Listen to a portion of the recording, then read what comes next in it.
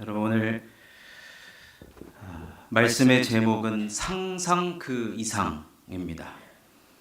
말씀을 전하기 전에 제가 좀 전에 우리 교회 유튜브 실시간으로 지금 나가고 있는데 지금 온라인으로 참여하고 있는 성도님들이 계십니다. 누군지 알 수 없으나 조만간 이 성전에서 뵙기를 소원하면서 우리 온라인 예배 성도님들도 은혜 많이 받으시기를 주님의 이름으로 축원하고, 그리고 너무 오랜만에 인사합니다. 우리 3층에 계신 우리 성도님들, 우리 아기를 안고서 얼르면서 달래면서 참 여러분 얼마나 감사합니까? 우리 3층에서 예배드리는 성도님들도 제가 지켜보고 있습니다. 은혜 많이 받으시기를 바라겠습니다.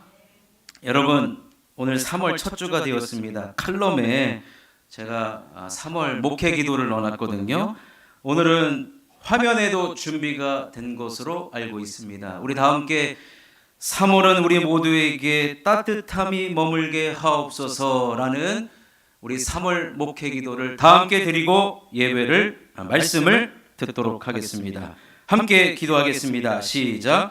우리에게 다복한 은혜를 주시는 하나님 아버지, 2월을 이기고 추위와 가난한 마음을 이기고 넓은 마음을 가진 3월이 왔습니다. 3월은 우리 모두에게 주님의 따뜻함이 머물게 하옵소서. 그리하여 우리 교회와 성도님들에게 다복한 마음과 주님의 마음을 주셔서 넉넉한 3월을 보내게 하옵소서. 3월부터는 전도도 다시 시작하려고 합니다. 우리에게 있는 갈릴리 그리고 이방인들에게로 나아가 주님의 따사로운 사랑의 빛을 전달하게 하옵소서. 영혼 구원을 위해 선구자의 삶을 살아갈 때 하나님의 놀라운 위로도 경험하게 하옵소서. 3월 한 달도 우리의 가정, 자녀, 생업 그리고 나라와 민족과 함께하여 주시고 이를 위해 우리는 기도하게 하옵소서. 평안을 주시고 감사와 기쁨이 넘치게 하옵소서. 또한 영적으로나 육적으로 강건하게 하셔서 맡겨진 사명과 직분도 잘 감당하게 하옵소서. 3월의 모든 목회 일정에도 주님의 크신 은혜를 더하여 주시기를 바라오며 예수님의 이름으로 기도합니다. 아멘. 감사합니다. 함께 기도해 주시고, 여러분 드디어 3월이 되었습니다. 오늘부터는 다복 시리즈 5번째 누가복음을 함께 살펴보고자 합니다. 자, 누가복음은 오늘 한 가지만 살펴보는데요. 자, 복음은 모두를 위한 것이며 보편적이어야 한다는 겁니다. 잘 들어보십시오, 여러분. 누가복음에는요, 이방인에 대하여서 관심이 대단히 많이 있습니다. 이 말은 복음이 유대인들만을 위한 것이 아니라 복음은 이방인을 비롯한 모두에게 필요하다는 거예요. 그래서 여러분 이 혜택을 저와 여러분들이 다 받고 있습니다.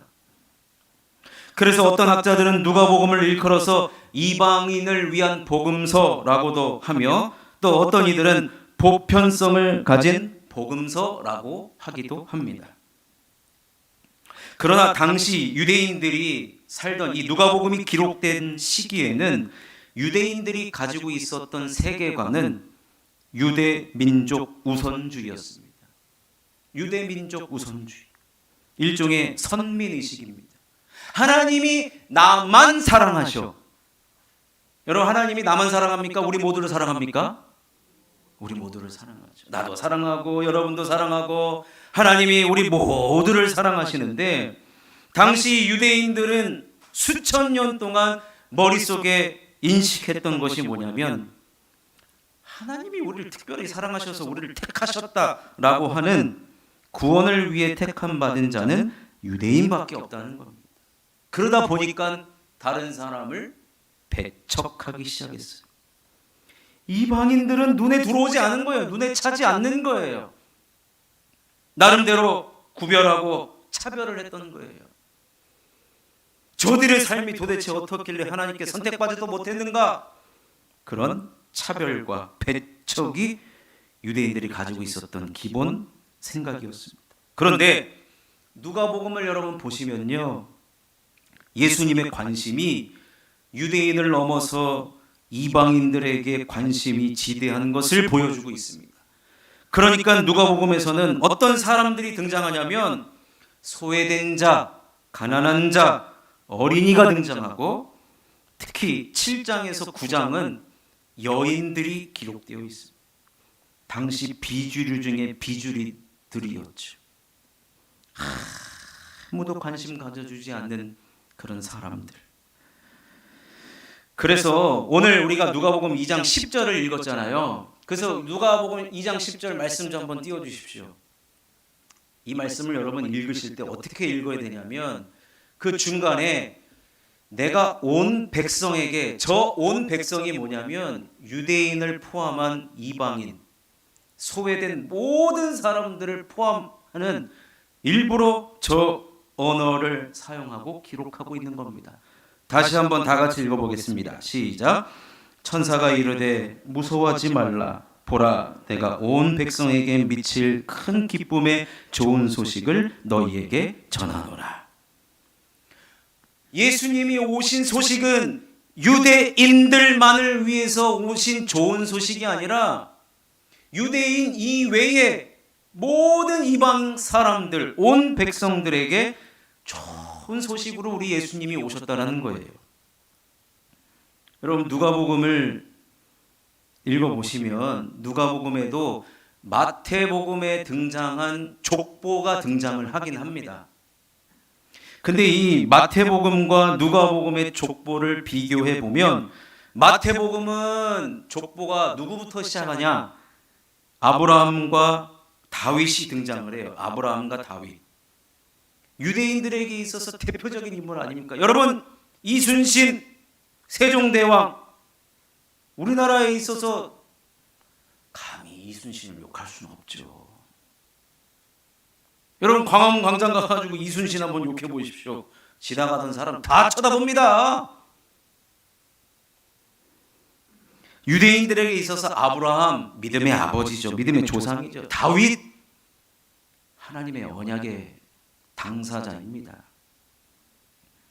그 아브라함과 다윗을 내세우는 족보가 기록된 복음서가 마태복음이라고 한다면 누가복음의 족보는 누구부터 나오느냐? 온 인류의 대표가 누굽니까? 아담입니다. 아담부터 등장합니다. 아담부터 등장하여 족보를 기록하는 것은 뭐냐면 내가 지금 이 복음서를 기록할 때 이 복음은 누구를 위한 것이냐? 유대인 당신만을 위한 거 아닙니다. 온 이방 사람들을 위한 것입니다. 따라서 여러분 누가복음은요, 이 복음이 보편적이라는 거예요. 누구에게나 다 해당되는 말씀이고 유대인을 한정 짓는 것이 아니기 때문에 전 세계적이라는 거예요. 그리고 모두를 위한 균형 잡힌 복음이라는 것입니다. 아까 우리 이기영 장로님도 기도 잘해 주셔야 되는데 여러분 어저께 3.1절인데 광화문을 보십시오. 여의도를 보십시오. 얼마나 많은 사람들이 모입니까? 좌우로 나눠져서. 여러분 이럴 때일수록 어디로 가야 될지, 어디로 눈을 둬야 될지 모르겠다. 여러분 누가복음을 읽으십시오. 누가복음은 균형 잡힌 복음입니다. 좌로나 우로나 치우치지 않는, 또 좌로나 우로나 했다고 또 뭐 좌쪽에 또 뭐 목사님이 그럼 제가 우로나 좌로나로 하겠습니다. 요즘에 이래. 왼쪽만 보면 목사님이 왼쪽만 보십니까? 저는 오른쪽도 봅니다. 여러분 누가복음을 읽으세요. 균형 잡힌 복음을 여러분 경험하게 될 것입니다. 그래서 여러분 균형 잡힌 복음이다 보니까 누가복음에는 특별히 사마리아에 관심이 많이 있습니다. 사마리아는 어떤 지역이냐면 역사적으로 먼저 살펴보면 BC 722년에 북이스라엘이 아수르에 의해서 멸망을 당합니다. 외세의 침략을 받아서 아수르가 멸망을 해요. 근데 이 아수르가 멸망을 하면서 내세웠던 정책이 뭐냐면 혼혈주의, 혼합주의. 이제 우리가 너네 점령했으니까 우리랑 같이 살자. 종교도 혼합을 해버리고 인종도 혼합을 해버리자. 그래서 그 지역에는 혼합된 종교가 나타날 뿐만 아니라 아수르인과 유대인이 섞여서 혼혈들이 많이 태어납니다. 그러다 보니까 남쪽에 있는 이스라엘 사람들은 북쪽에 있는 사마리아를 바라볼 때 뭐예요? 선민주의였잖아요. 하나님이 우리 택했단 말이에요. 우리는 순수 혈통이라는 거예요. 근데 너희들은 지금 혼합됐다. 그러면서 역사적으로 무시하기 시작합니다. 그래서 사마리아인과는 상종을 안 해요. 말을 안 섞어요. 사마리아 지역을 통과해서 가면 직진으로 가장 최단거리로 갈 수 있지만 일부러 사마리아 지역을 우회해서 갑니다. 그 정도로 유대인들은 사마리아에 대하여서 경멸을 했고 또 그들을 너무 싫어했어요. 그런데 이 누가복음에는요, 사마리아가 얼마나 많이 나오는지 몰라요. 자, 한번 읽어보겠습니다. 누가복음 9장 51절과 52절을 읽겠습니다. 시작.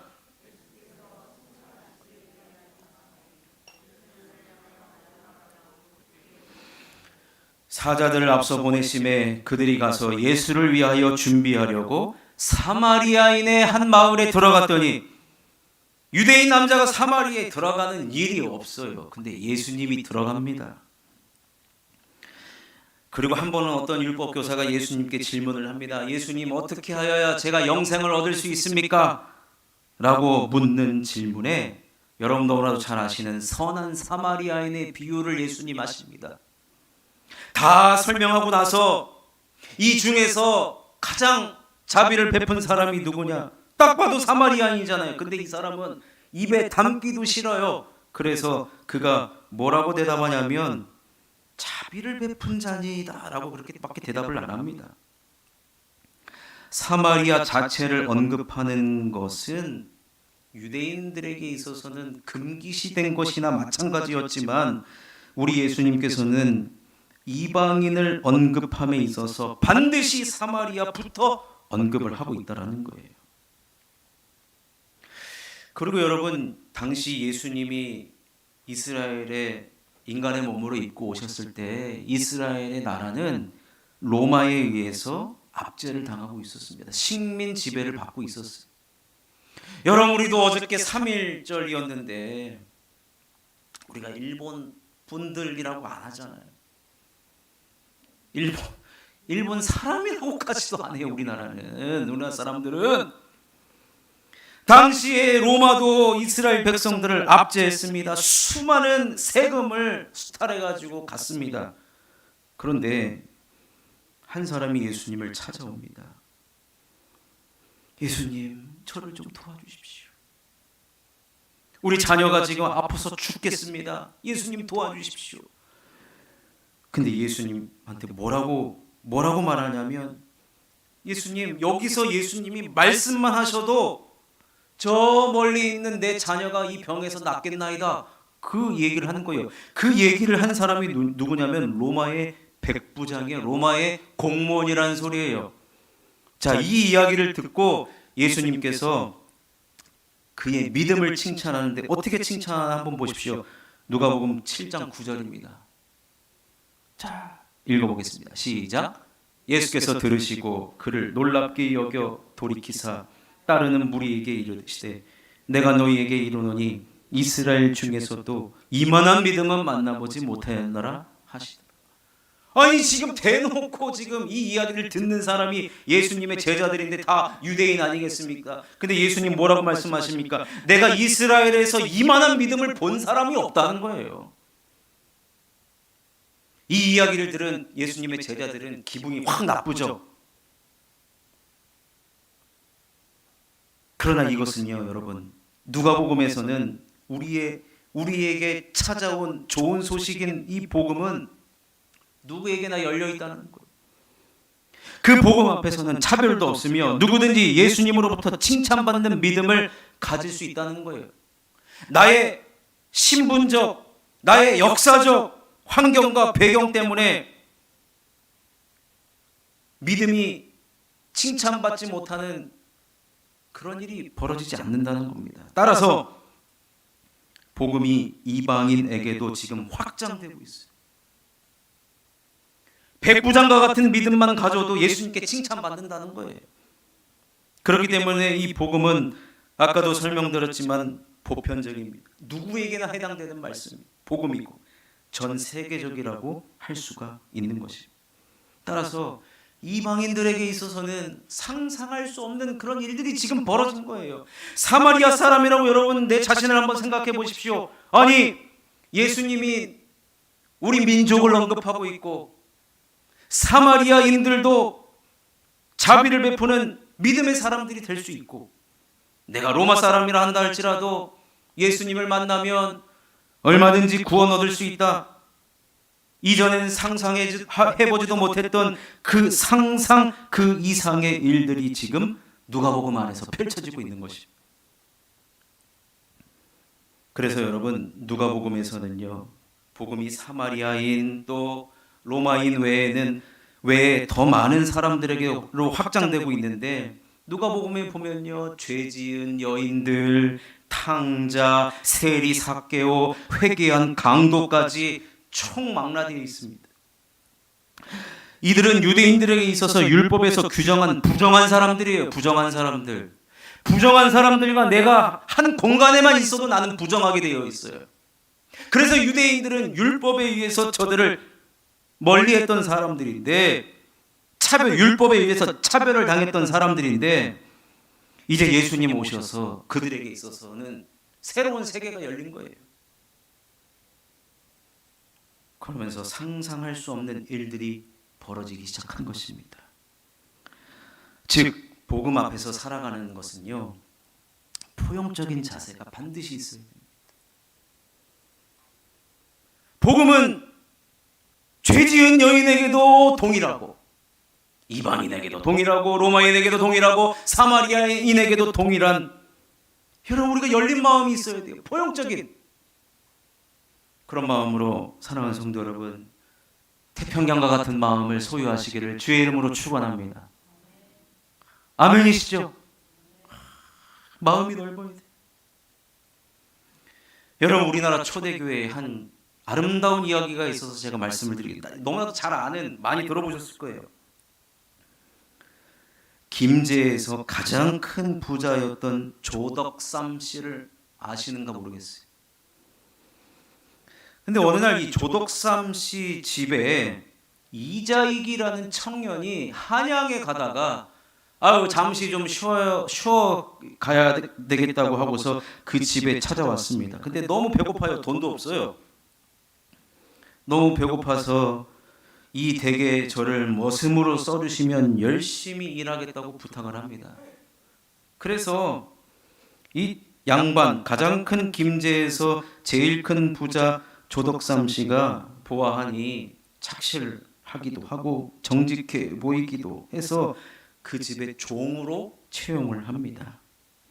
그리고 나서 역할을 주는데 마부, 그러니까 말들을 관리하는 사람으로 그 집에 채용을 합니다. 근데 당시 조덕삼 씨는 김제 교회를 열심히 다니는 독실한 그리스도인이었어요. 교회 생활도 얼마나 모범적으로 섬겼든지. 근데 그 이자익이라는 그 청년이 우리 주인이 교회를 다닌다. 이제 주인의 말을 관리를 하잖아요. 그래서 말을 끌고 교회를 같이 다니기 시작을 합니다. 그러면서 우리 집 주인이 하는 것을 그대로 따라합니다. 우리 주인 양반이 교회를 잘 섬기고 목사님을 섬기고 성도님들을 섬기는 그 모습을 보고 이 이자익이라는 청년도 교회 갈 때마다 헌신적으로 봉사를 합니다. 그러던 어느 날 당시에는 영수라고 하죠. 장로 투표가 있었습니다. 그런데 웬일입니까? 후보가 2명인데 조덕삼과 이자익이 후보에 올라가요. 어떻게 후보에 올라갑니까? 근데 후보에 올라갔어요. 그러고 나서 이제 투표를 했는데 누가 이겼느냐? 이자익이가 그 집의 양반 주인님을 제치고 당선이 된 거예요. 교회가 난리가 났습니다. 큰일 났다. 조덕삼 씨가 우리 교회 재정을 비롯해서 너무나도 큰 역할을 감당해 줬는데, 아이고 이제 시험에 들고서 이제 교회를 안 나오면 어떡하냐?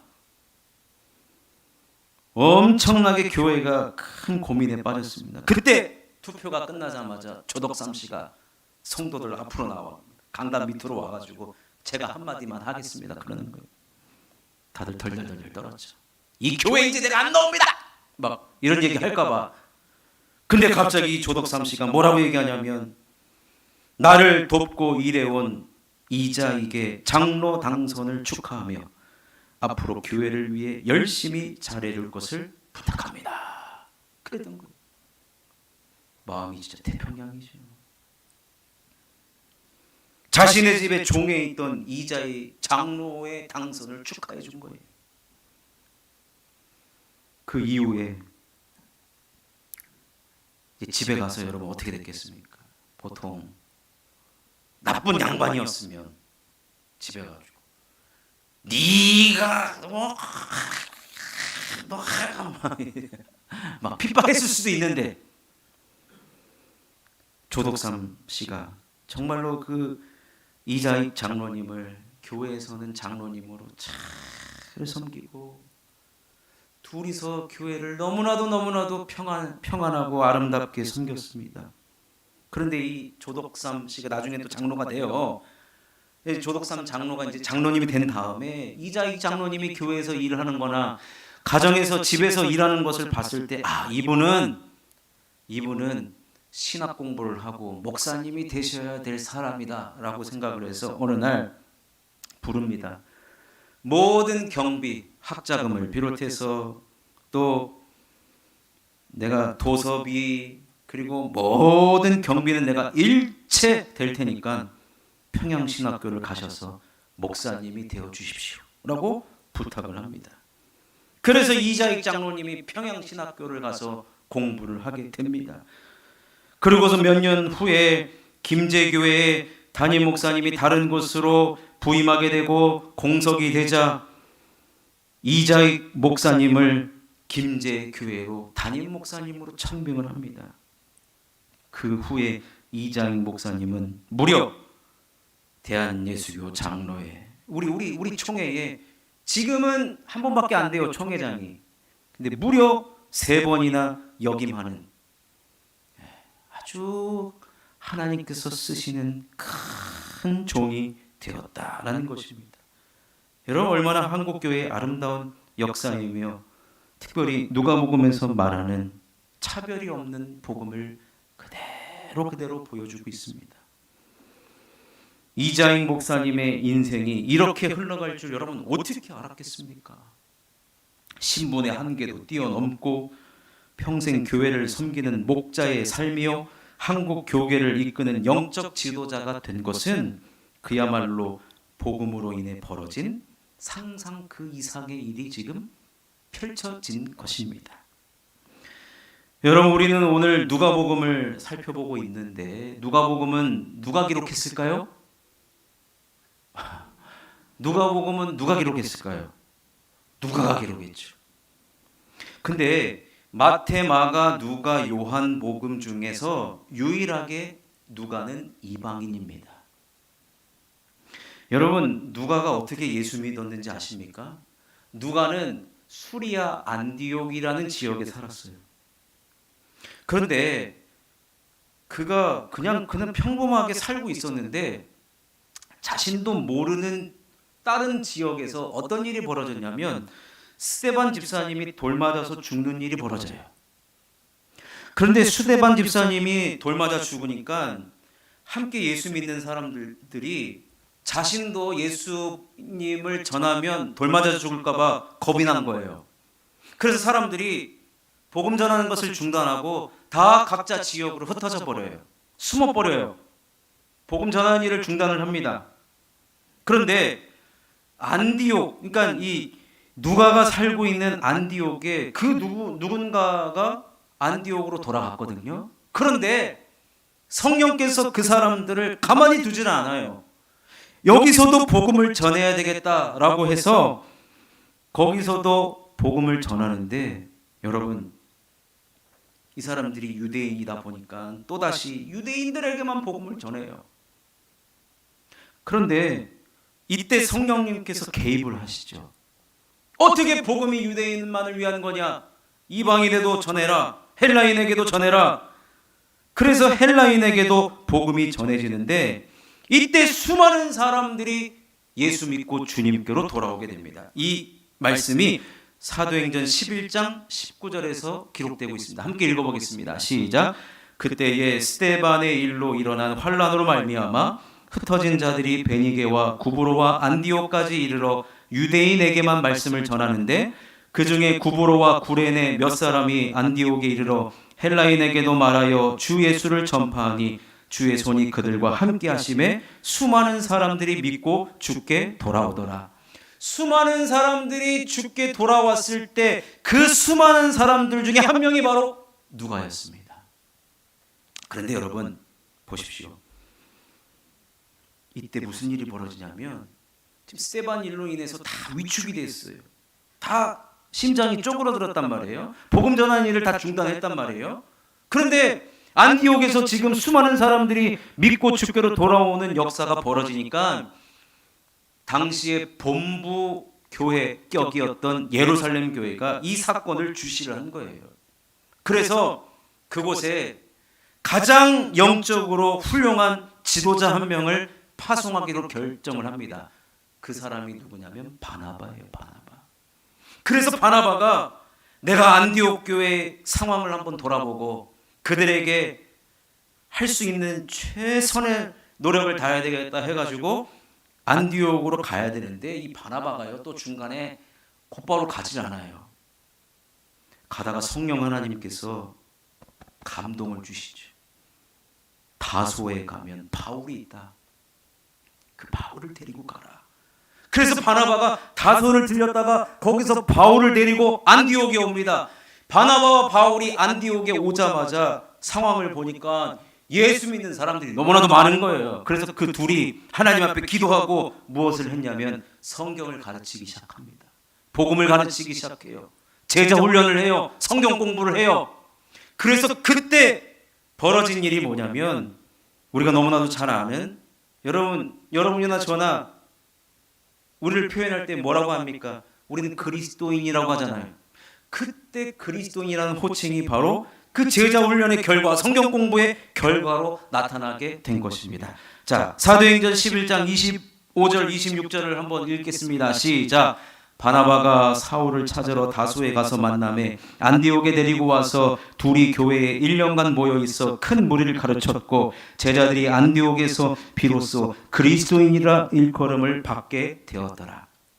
이때 누가도 제자 훈련을 받아요. 성경 공부를 해요. 그리고 나서 바로 사도 바울을 따라서 선교 여행을 떠나고, 바울을 자신의 스승으로 모시고 예수 그리스도의 이야기를 듣고 그가 복음의 이야기를 기록한 것이 바로 누가복음이 되겠습니다. 여러분, 얼마나 기가 막힌 역사. 이거는 그 어떤 작가라고 해도, 아무리 상상력이 뛰어난 작가라고 해도 이렇게 쓸 수가 없어요. 여러분, 순교당하는 일로 흩어지게 된 자들을 사용하시고 이방인들에게로 복음이 전달되는 확장성을 보이고, 이를 들은 예루살렘 교회가 당시 가장 뛰어난 영적 지도자인 바나바를 보내며, 바나바는 거기서 또 바울과 함께 안디옥에서 하나님의 말씀을 가르치고 결론적으로 그리스도인이 되는, 절대로 인간이 계획할 수도 없는 이렇게 완벽한 전개와 아름다운 결말이 도대체 어디 있단 말입니까? 상상 그 이상 아니겠습니까? 그래서 누가는 이 복음서를 기록할 때 나와 같은 자도, 나와 같은 이방인도 하나님의 큰 구원의 역사 속에서 나를 택하시고 나를 이렇게 하나님의 사람으로 만들어 주셨는데, 그 하나님의 기가 막힌 은혜, 상상 그 이상의 은혜를 그는 기록으로 남긴 것이 바로 여러분 누가복음이라는 거예요. 그렇기 때문에 여러분, 오늘 우리가 이 다시 복음 앞으로의 이 시리즈 5번째 오늘 말씀을 들으면서 우리가 기억해야 될 것이 뭐냐면, 다시 복음 앞으로 나아가는 삶이란 나에게 좋은 소식이 상상을 초월하여 오게 된다는 것을 믿는 것입니다. 다시 한번 제가 말씀드립니다. 다시 복음 앞으로 나아가는 삶이란 나에게 좋은 소식이 상상을 초월하여 오게 된다는 것을 믿는 것이다. 그러니 여러분, 우리가요, 복음 앞으로 나아가면 반드시 상상 이상의 놀라운 일들이 벌어지게 되는 것입니다.